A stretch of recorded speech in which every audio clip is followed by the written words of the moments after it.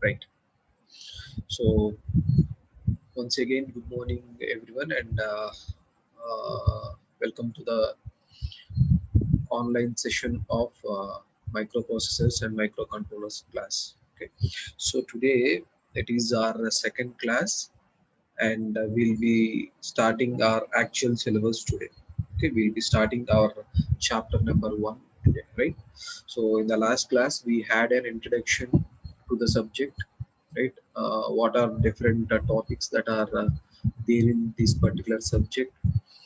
Okay, different units. The reference textbooks were also given to you. Okay, so please follow the textbooks. Okay, these they are available in our library. Please follow the textbooks, and I will also forward the soft copies available with us. Okay, right. So uh, let us start chapter number 1, which is introduction to 8086 microprocessors. Okay, before actually entering into 8086 microprocessors directly, let us understand what is a microprocessor. Okay, what is a microprocessor, and different architectures of microprocessors, and the evolution of microprocessors also we'll see. Okay, so how the microprocessors has evolved, that we'll see. Voice clarity. Okay, right.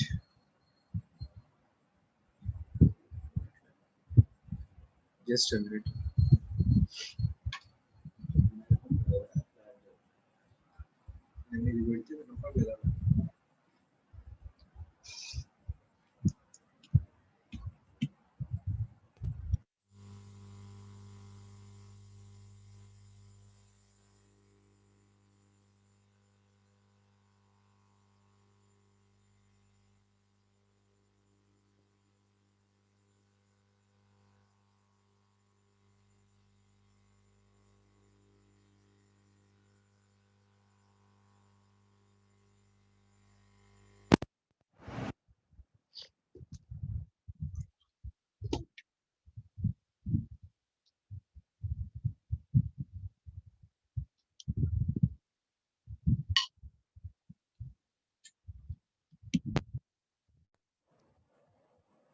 Is it audible now?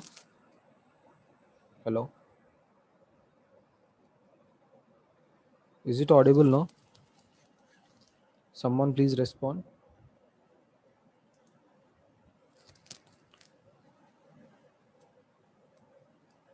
Right, right. Thank you. Right. So, so in today's class, we'll start the chapter number 1, which is introduction to 8086 microprocessors. Right? So before actually going directly to 8086 microprocessors, we'll see what is a microprocessor actually. Okay, what are different parts of microprocessor, how a microprocessor operates.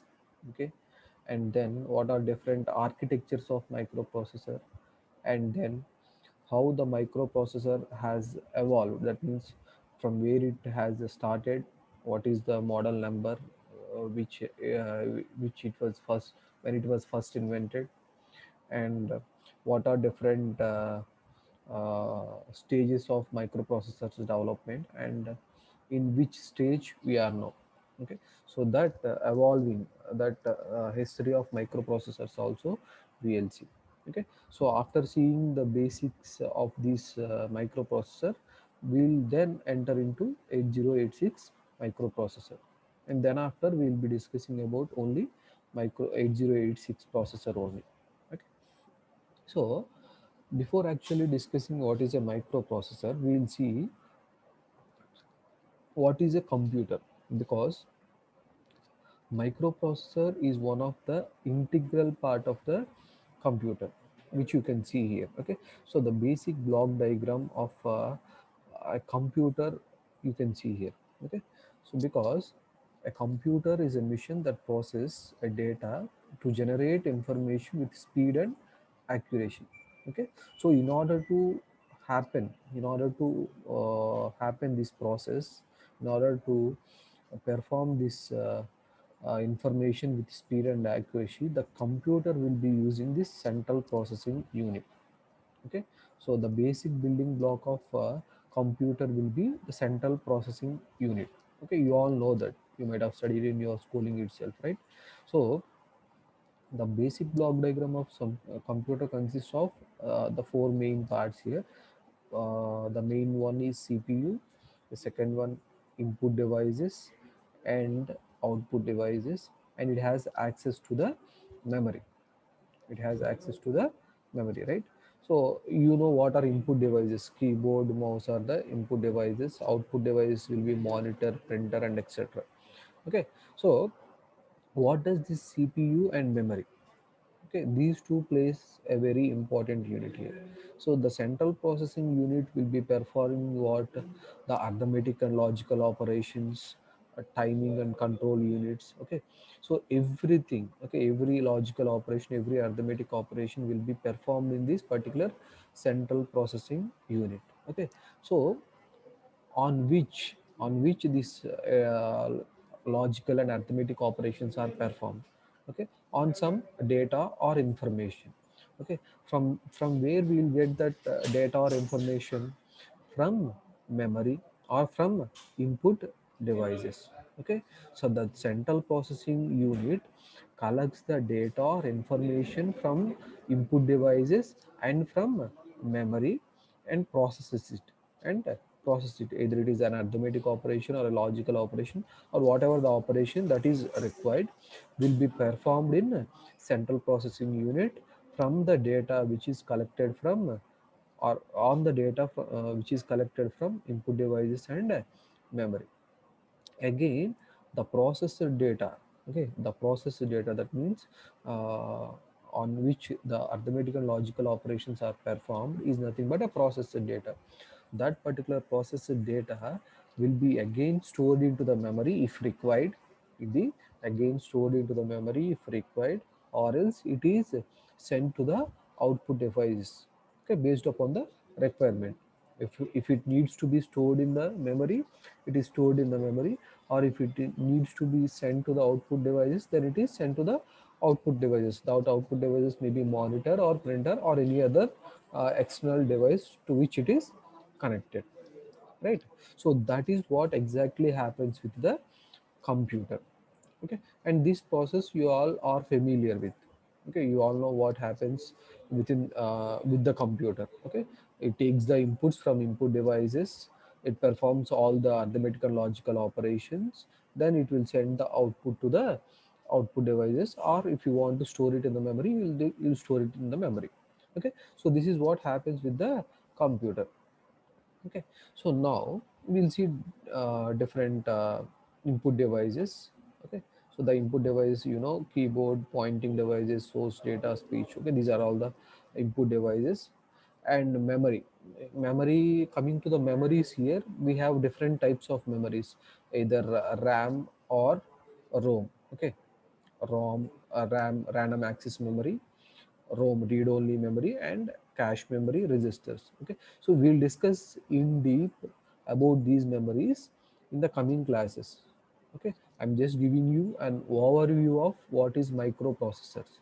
Okay, I'm just taking you towards the microprocessors. Okay, towards understanding what is microprocessors. Okay, just concentrate on that.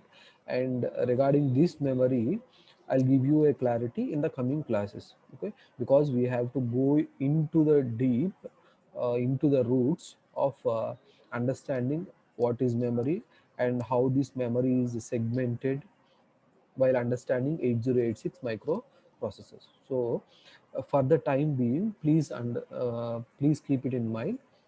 Memory is having four categories, that is RAM, random access memory, ROM, read only memory, and cache memory, and registers. Okay, and output devices, as I said, You will have display devices, printing devices, plotters, and other etc. Right?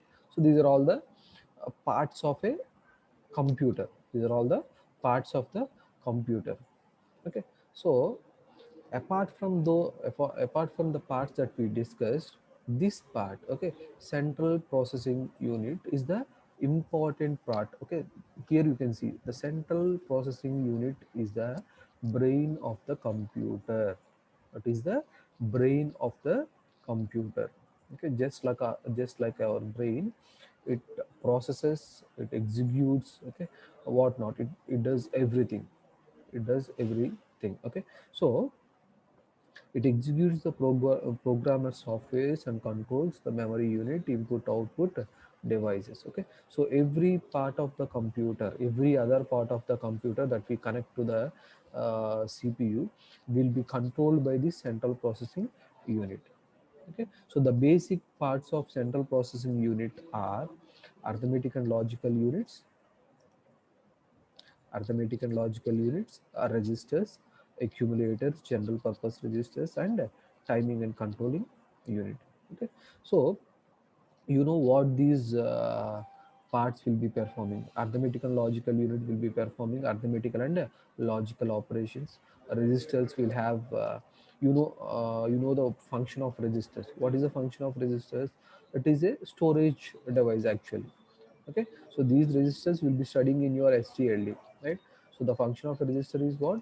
It stores the data, okay, in binary form. Okay, in binary form, right? So accumulator is some sort of device, and general purpose registers are also some sort of devices. Timing and control units are the units which sequences the operations. Okay, so all these will be studying again in the architecture of 8086 microprocessors. Okay, okay, this accumulator is having a special function. Okay, so it participates in every arithmetic and logical operation. Okay, so this accumulator will have a special function which participates in every arithmetic and logical operation that we'll see in detail. Okay, for the time being, let us understand what is microcontroller. What is microprocessor. Okay, so this CPU, which is the brain of computer, performs all these operations. Okay, so now coming to the microprocessor. See, this structure, I'll just read out the microprocessor definition, then I'll relate CPU and microprocessor. See, the microprocessor is a multi-purpose, programmable, and clock-driven integrated circuit. This IC can be reading the binary instructions from any storage device called memory. It is also accepts the binary data as input, processes the data according to the instructions, and provides the result as the output. Coming to the next sentence, if you see, the microprocessor is the central processing unit of the digital computers, and it is constructed with the IC technology. See, this is the architecture or the block diagram of the microprocessor, which is having ALU, which is nothing but arithmetic and logical unit. The next one is what? Resistors, and the third part is what? Timing and control unit. And if you observe the block diagram of CPU here, this is the block diagram of CPU. This is also having what? The same parts. This is also having what? The same parts. Okay, so that is the reason why we call the microprocessor as a CPU. Okay, microprocessor as the CPU. Okay, and you can also what you can say, relate in terms of the operation, not just in terms of the construction. You can also relate the microprocessor to the CPU of the computer in terms of the operation also. So what does the microprocessor do here? The microprocessor accepts the binary data as the input. Okay, microprocessor accepts the binary data as the input, processes the data according to the instructions, and provides the results as the output. Okay, so that was what we discussed, the operation of the CPU, right? So what does the CPU do? CPU collects the information from memory and input devices, processes it according to the given instructions, and then it sends that information to the output, or else it stores in the memory itself. That was what we discussed with respect to the CPU, right? So operation wise also microprocessors is similar to the CPU. That is why we call microprocessor as a CPU of the modern computers. Okay, but this particular microprocessor is designed in the form of a chip. That means in the form of a IC, which is nothing but circuit, integrated circuit. And this particular microprocessor will be operated with a clock, operated with a clock. That means, you know, all the digital circuits will get turned on or turned off using the clock. Okay, using the clock. So that is the definition of microprocessor. Hope you all understood it. Okay, so a microprocessor is a multi-purpose programmable clock driven integrated circuit which accepts the data from input devices in the binary format. You know what is binary form, right? It accepts the data only in the binary format. Whatever the format you give, whatever the format you give, the microprocessor accepts the data or input in the form of only binary. Okay, so it accepts the input in the form of binary, processes it. Processes means what? Either arithmetic operation or logical operations or rotation operations. Whatever the operation we require, that will be processed according to our requirement, according to the instructions given by us, and then it sends out the output to the required destination or location. So that is what the microprocessor does. Okay, so why I discussed a computer uh, prior to this microprocessor means, in order to establish the relationship between the microprocessor and CPU. That is my intention. Hope it is clear to you now. Okay, so that is the definition of microprocessors, right? Now, so see here, this is what I explained till now. Okay, operation technique of a microprocessor. What does it do? In the step one, microprocessor fetches an instruction from the memory or from the input devices that are connected. Okay, so it fetches the instruction or data from the memory. Control logic decodes what the instruction has to do. Okay, control logic decodes what the instruction has to do, what kind of operation, what kind of arithmetic operation. We have several operations like addition, multiplication, subtraction, division. So okay, we have several kinds of mathematical operations. We have several kinds of logical operations. Okay, so what kind of operation has to be performed on the data or the information that has been fetched. Okay, that will be decoded by the control logic. We have control logic. Where do we have control logic? This is the control logic. Okay, timing and control unit we have now. Okay, this timing and control unit will decode the operation to be performed on the data fetched. Okay, fetching means what? Taking, bringing it. Okay, fetching is nothing but what? Taking. And uh, so then the decoding process happens, and the microprocessor executes the instruction and sends the result to the output. Okay, so once the operation is decided, then that particular operation is decoded into the microprocessor language.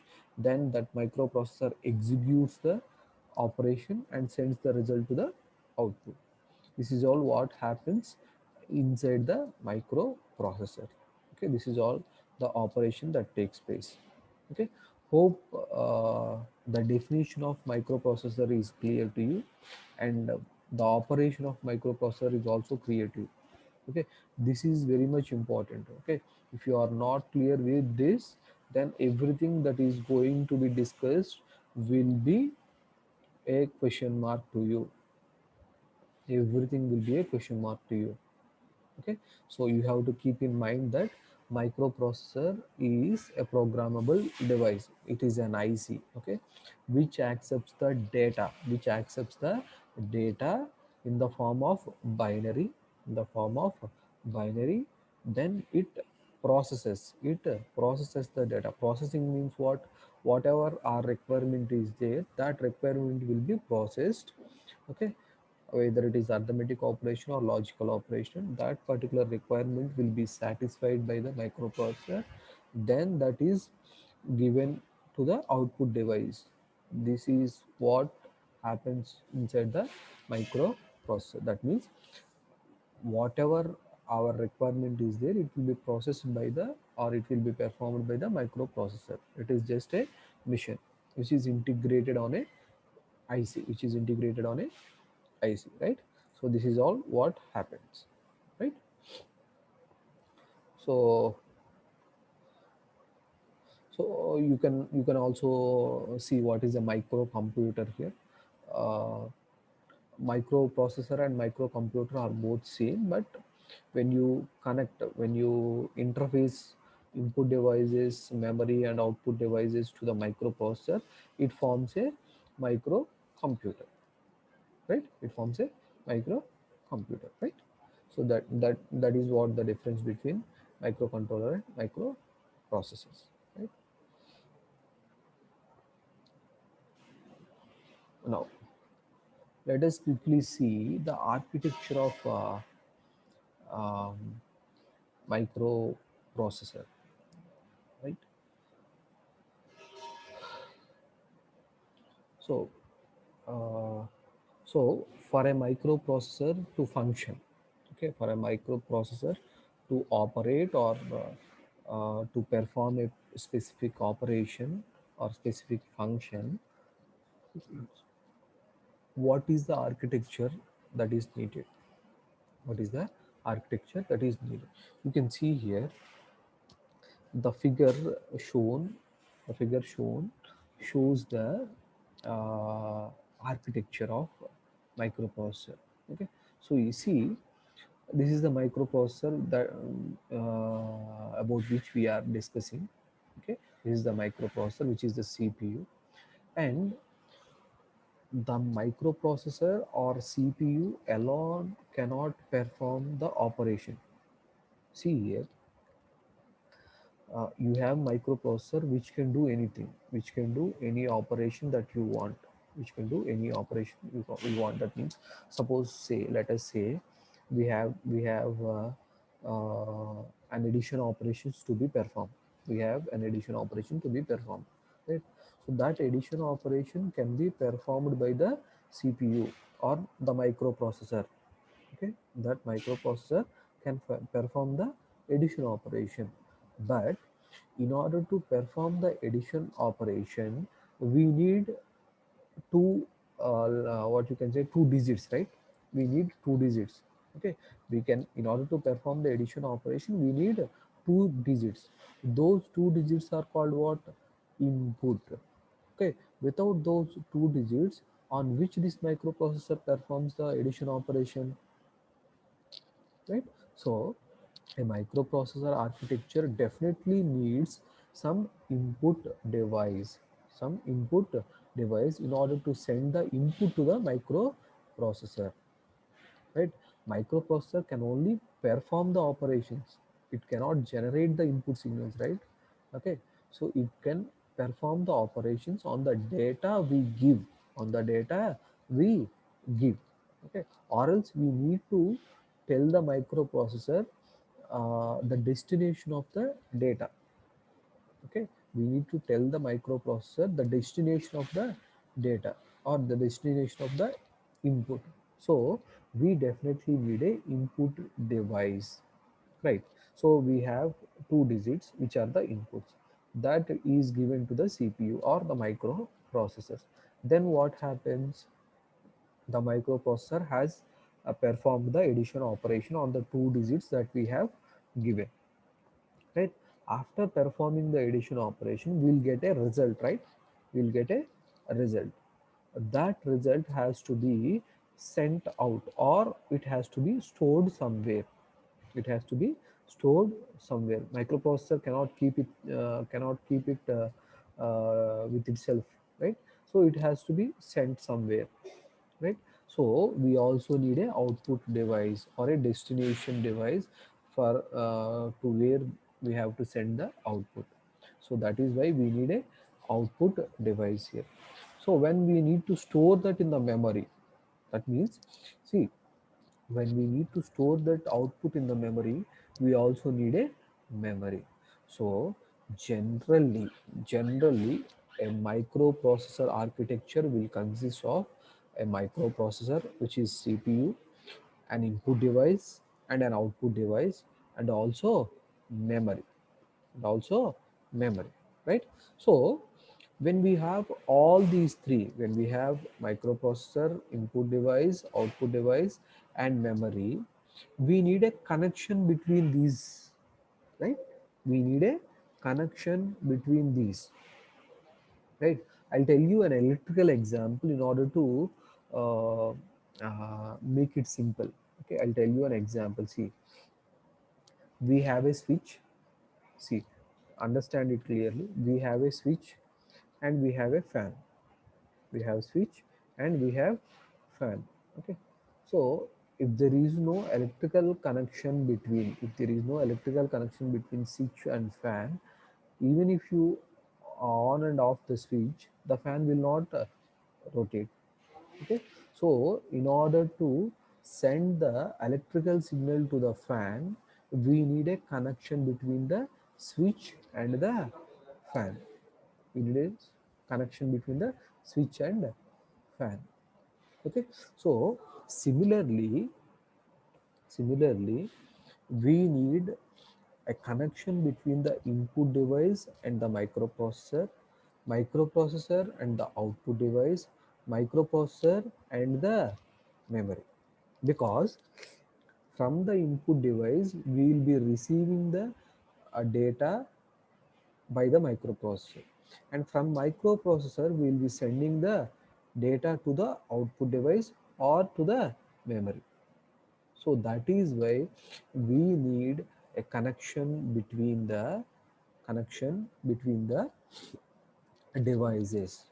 Okay, so uh, from the previous example which I mentioned, what is the need of connection between a switch and the fan? What is the need of connection between switch and fan? In order to carry the electrical signals from switch to the fan, in order to carry the electrical signals, the main function of connection or wire between fan and switch is what? It carries the electrical signals. Similarly, the data, okay, here from input device to the microprocessor, we are sending the data. From microprocessor to the output device, we are sending the data. From microprocessor to the memory, we are sending the data. From memory to the CPU, we are sending the data. Okay, here these lines which you can see on the screen are termed as buses. Are termed as what? Buses. Okay, so generally, physically, what does a bus do? We'll see on roads, right? We have RTC buses, we have Indra buses, we have Amravati buses. Okay, we have so many buses, Volvo buses. What do they do? They just carry the passengers. They carry the passengers from one destination to another destination.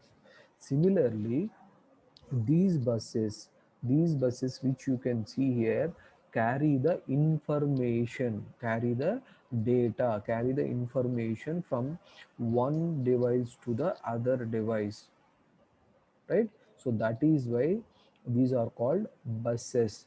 These are called what? Buses. Hope you all are clear. Okay, so these buses carry the information from input device to the CPU, CPU to the output device, CPU to the memory, memory to the CPU. Right? Right? So that is what the definition of a bus. Okay. Next, these buses are classified into three different categories. These buses are classified into three different categories. One is address bus, the second one is data bus, and the third one is what? Control bus. Okay, you can differentiate these buses here. You can see here The address bus carries the address information from the processor to locate the memory as well as IO devices. This bus is unidirectional. So address buses carry what? Only address information. Address buses carry what? Only address information. Okay, that means what I can say. Uh, uh, some buses will carry only addresses. That means where the data is located, where the data is located, where the destination of data is located. Okay, so that particular address will be carried by only address buses. Data bus, the data bus carries the data between the processor and the peripheral devices. This is bidirectional. This is what? Bidirectional. See here, what do you mean by data? So I told you now, in the previous example, in order to perform the addition operation, in order to perform the addition operation, we need data. What we need? Data, right? So that data is fed from input device to the processor. That data will be fed from input device to the processor, and once the addition operation is performed, you will get another data. Okay, if 6 and 4 are to be added, 6 and 4 are data. Okay, once the addition operation is done, that means 6 plus 4, 6 plus 4, that is the addition operation. Once the addition operation is done, you will get the result 10. This 10 is also a data. Okay, this 10 is also a data, and this data is has to be sent to the output device, right?